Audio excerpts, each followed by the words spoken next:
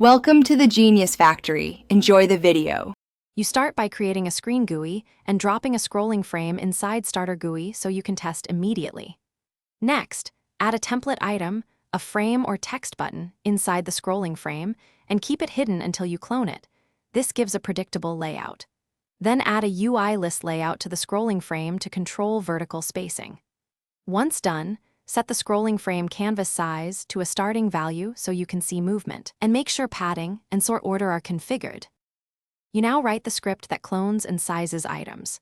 Loop through your data, clone the template, set visible true, assign a unique layout order, and parent it to the scrolling frame. This creates predictable stacking.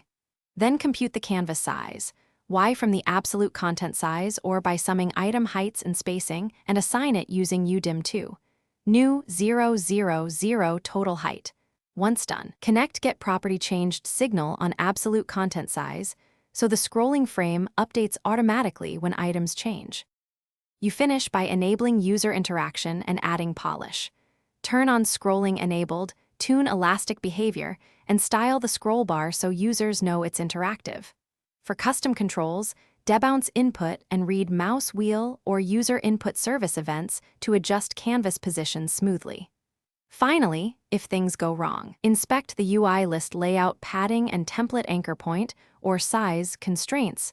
Overlapping or clipped items usually come from mismatched absolute size calculations.